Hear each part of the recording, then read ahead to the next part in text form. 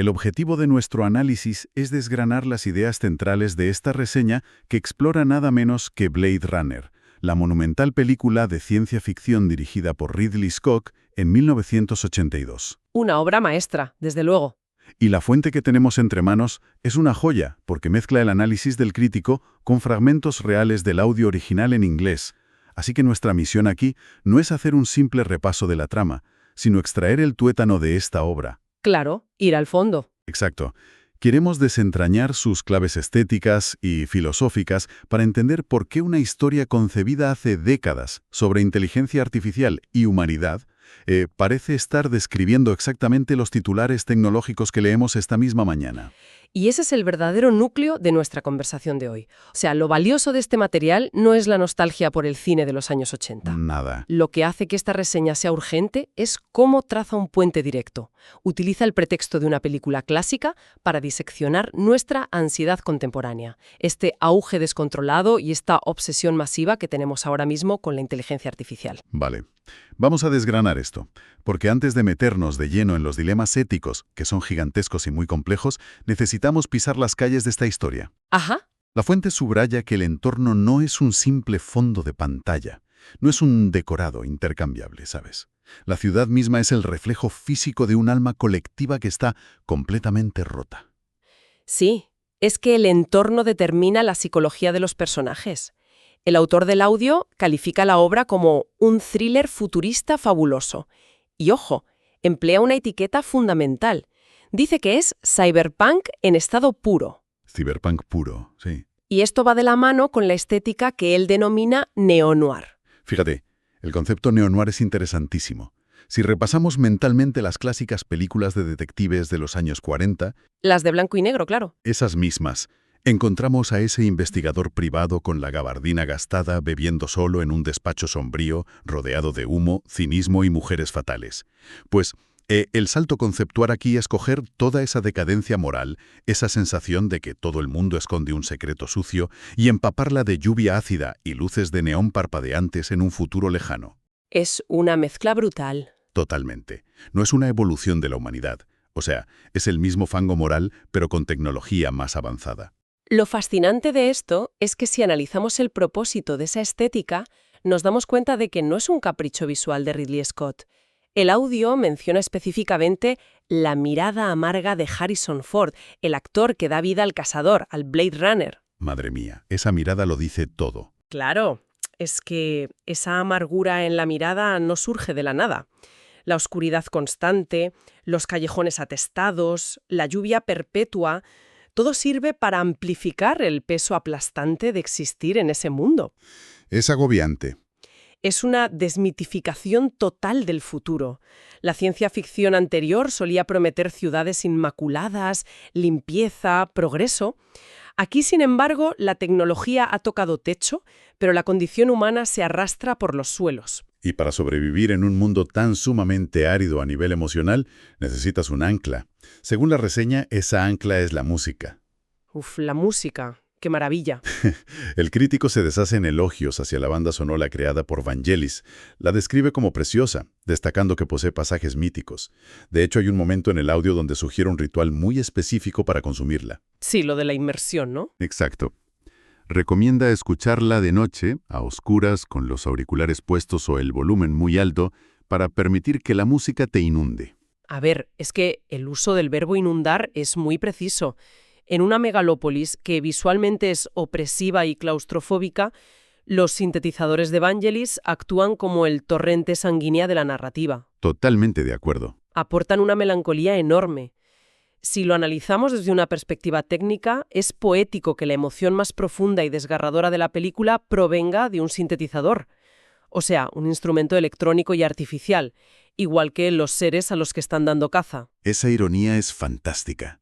El instrumento artificial pone el alma, mientras que la ciudad humana parece haberla perdido. Exacto. Y ya que entramos en la dinámica de la caza, tenemos que detenernos en la premisa que establece la fuente.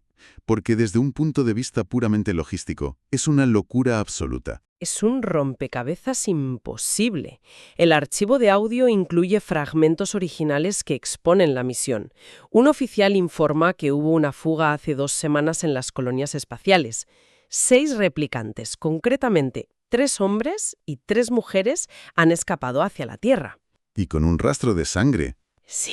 Sí, el detalle crucial es que lo hicieron tras perpetrar una masacre. El audio en inglés usa la palabra slaughtered, dejando claro el nivel de violencia extrema del que son capaces. También se menciona que el probable líder de este grupo es un individuo llamado Roy B. Y aquí es donde la cosa se pone realmente interesante. Y donde tengo que admitir que la premisa me vuela la cabeza por la escala del problema. A ver, cuéntame. La fuente indica que este detective tiene que encontrar a esos 6 replicantes concretos en una urbe que tiene una población de 106 millones de personas. ¡Ostras! 106 millones.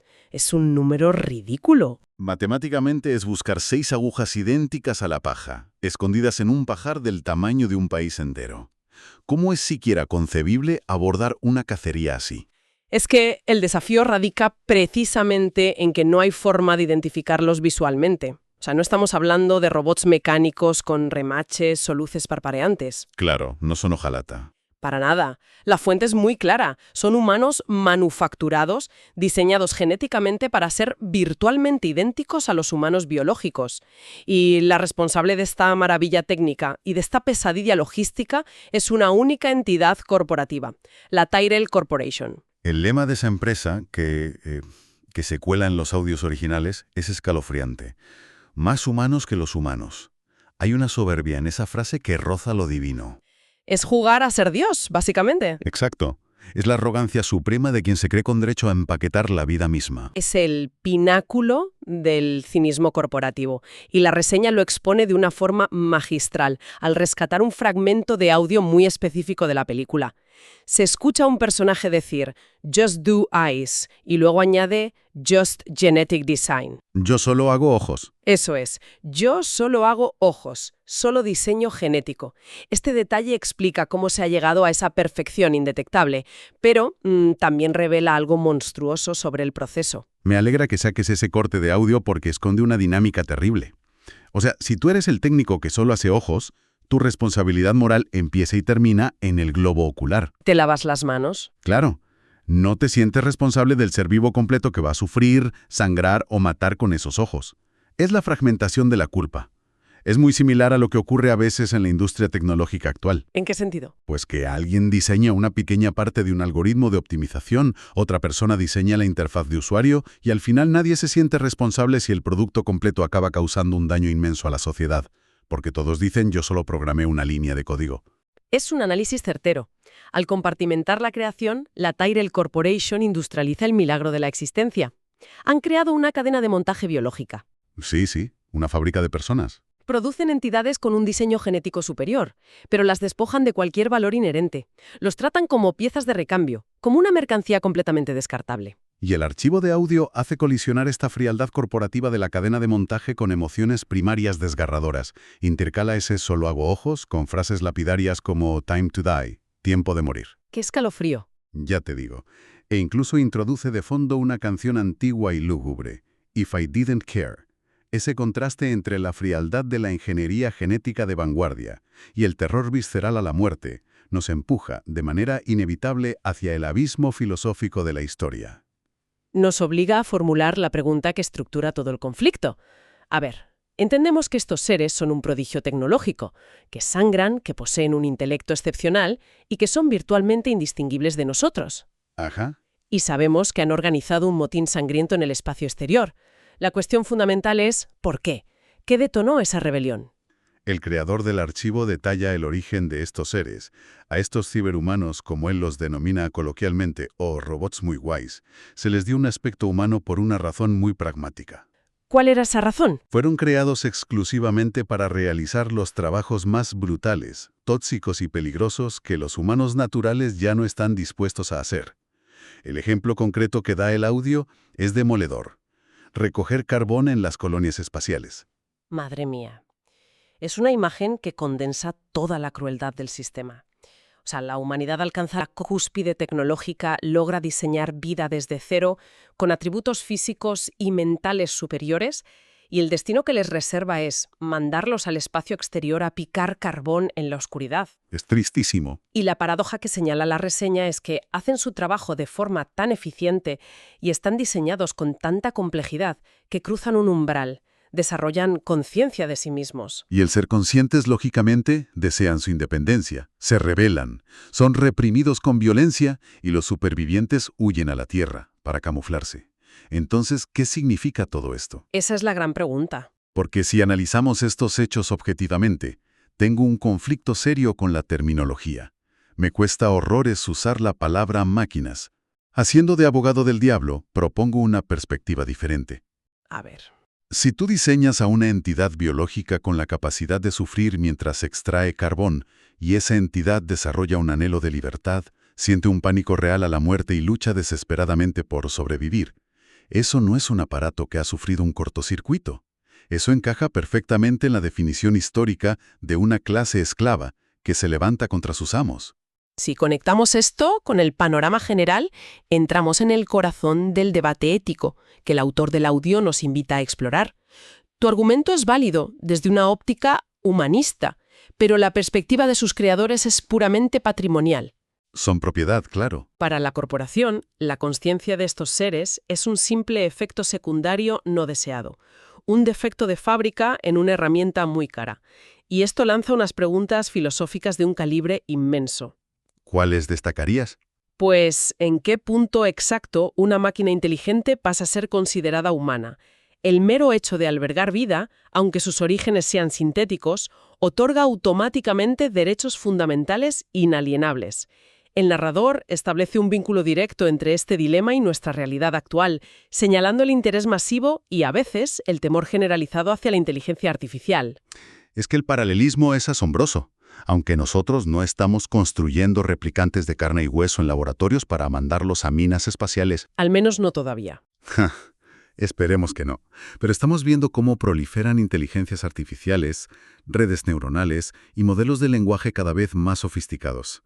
Les estamos exigiendo que imiten el razonamiento, que asimilen el conocimiento humano, que redacten, que analicen. Esto demuestra una clarividencia brutal por parte de la ciencia ficción de los años 80. Anticiparon las complejidades éticas de nuestro presente con una precisión aterradora. Totalmente. Pensemos en el paradigma tecnológico actual. Se invierten cantidades obscenas de dinero para crear mentes sintéticas que asuman nuestras tareas, que nos asistan, que hagan el trabajo intelectual tedioso. Sí, el nuevo trabajo sucio cognitivo. Exacto. La gran advertencia que emana de esta obra es que intentar diseñar una inteligencia lo suficientemente avanzada y autónoma como para hacernos verdaderamente útil es un camino de un solo sentido. Podría llevarnos al punto en el que nos veamos obligados a reconocer su derecho a existir. Uf. Porque la lógica es implacable. Si una entidad tiene la capacidad cognitiva de comprender su propia existencia, inevitablemente tendrá la capacidad de comprender su propia servidumbre. Ese es el punto de quiebre. Y cambia completamente la forma en que percibimos la misión del protagonista. Visto bajo esa luz, el Blade Runner no es un héroe de acción combatiendo monstruos. Que va, para nada. Es simplemente el brazo ejecutor, el sicario de un sistema socioeconómico que necesita desesperadamente mantener a sus esclavos a raya para no colapsar. La presión psicológica de su trabajo debe ser insoportable. Tiene que ser demoledora. Imagínate, tiene que mirar fijamente a los ojos de alguien que llora, que suplica, que sangra, y tomar la decisión burocrática de borrarlo del mapa. Es sombrío a más no poder. Un peso existencial innegable. Y toda esta densidad argumental, toda esta arquitectura filosófica, tiene unas raíces que el archivo de audio se encarga de honrar en su tramo final. Profundizar en el material original es fundamental para completar nuestro mapa de esta obra. Sin duda, la fuente nos recuerda que esta epopeya visual no surgió de la nada, sino que está basada en la literatura, específicamente en una novela del legendario escritor Philip K. Dick. Un grande. Y el título de esa novela es una de esas genialidades que te obligan a detenerte a pensar. Sueñan los androides con ovejas eléctricas. Me encanta como el narrador del audio incluso duda un momento, rectificando a Sueñan los robots con ovejas eléctricas. Es un título absolutamente fascinante, y el autor del audio hace una observación muy perspicaz. Señala que el libro difiere bastante de la adaptación cinematográfica. Sin embargo, no usa esa diferencia para desmerecer la película. Claro, no las enfrenta. Al contrario, reconoce que la versión de Ridley Scott está soberbiamente ambientada y la califica de obra maestra indiscutible, ganándose su estatus por méritos propios. A mí lo que me atrapa por completo es el brutal contraste entre ambos títulos. Por un lado, Sueñan los androides con ovejas eléctricas. Es un título poético, surrealista, melancólico. Te hace pensar en el alma. Exacto. Pone el foco inmediatamente en el mundo interior del ser artificial, preguntando si tiene un subconsciente.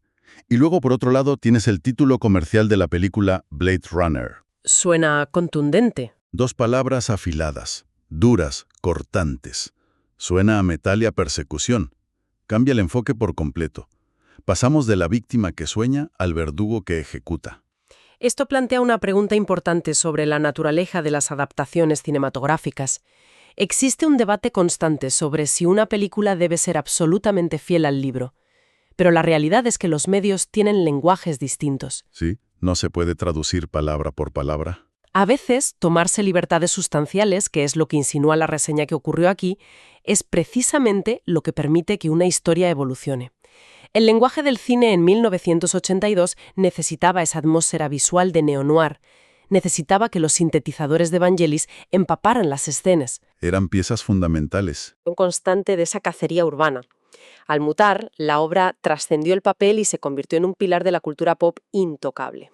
Tan intocable que el creador del audio lanza una opinión sumamente tajante al respecto. Al hablar del legado de la película, declara abiertamente que, desde su humilde punto de vista, prefiere ignorar todas las secuelas o continuaciones que han existido. Toma ya. Sí. Afirma que absolutamente ninguna está al nivel de la obra maestra original del 82. La sitúa en un pedestal donde nadie más puede acercarse. Es una postura radical, pero muy extendida entre quienes estudian el género a fondo. El argumento subyacente es que cuando una película logra alinear de forma tan fortuita y perfecta una estética revolucionaria, una banda sonora icónica y una profundidad temática tan densa, el resultado es casi un milagro. Es muy difícil repetir esa magia. Imposible, diría yo. Cualquier intento posterior de la industria por capturar esa misma magia y empaquetarla en una secuela corre un riesgo altísimo. Termina sintiéndose, irónicamente, como un replicante. Y en el centro de todo este thriller cyberpunk hemos destilado un debate ético monumental. El trágico destino de unas entidades fabricadas con el único propósito de soportar los trabajos más penosos, como recoger carbón en las minas espaciales. Exacto. Seres que, como consecuencia de su propio perfeccionamiento, adquieren conciencia, reclaman su derecho inalienable a existir libremente y son brutalmente perseguidos por ello. Resulta imperativo destacar porque este análisis no es solo un ejercicio de nostalgia cinéfila. La razón por la que debemos prestar atención a estas ideas hoy es abrumadora. ¿Por qué dirías que es tan urgente? Porque la grandeza de esta reseña reside en recordarnos que lo que era ciencia ficción a principios de los 80 es la hoja de ruta de la actualidad tecnológica. Las noticias de hoy están plagadas de debates sobre algoritmos que toman decisiones sobre la vida de las personas, sobre corporaciones que compiten ferozmente por crear inteligencias artificiales generales cada vez más autónomas. Es el pan de cada día. Claro, las interrogantes que la película planteaba sobre qué haremos cuando nuestras propias creaciones artificiales nos miren a los ojos y exijan autonomía, no son ya hipótesis lejanas, son los debates urgentes que se están llevando a cabo a puerta cerrada en Silicon Valley en este preciso instante. Esa es la demostración definitiva del poder del arte narrativo. Las grandes historias sirven como simuladores de vuelo para la moralidad humana. Me gusta esa expresión. Es que cambian los nombres y la tecnología, pero los dilemas fundamentales sobre el poder, la responsabilidad y la empatía permanecen intactos, ayudándonos a navegar por un presente que a menudo avanza más rápido que nuestra propia ética. Sin duda. Pues, para cerrar nuestro análisis a fondo de hoy, me gustaría dejar a quien nos escuche con una última reflexión, que conecta directamente con la base misma de esta historia. Te escucho. Volvamos por un momento al opresivo lema de la corporación Tyrell. fabricar inteligencias más humanas que los humanos, con el fin explícito de que asuman nuestras cargas, para que piquen en las minas, para que realicen los trabajos que la humanidad ya no quiere hacer. Ujú. Emocional idéntica o incluso superior a la nuestra. Quiero decir, ¿no significa eso que estamos inyectando en su código el rasgo más constante y definitorio de la historia humana? La rebelión. Exacto, porque si algo ha demostrado la humanidad a lo largo de los siglos, es una profunda, violenta e inevitable rebeldía frente a la esclavitud. Al esforzarnos tanto en diseñar una mente artificial a nuestra imagen y semejanza para que soporte el peso del progreso, cabe preguntarse si, sin darnos cuenta, estamos programando meticulosamente las instrucciones exactas para nuestra propia caída. Un pensamiento sobre el que merece la pena reflexionar.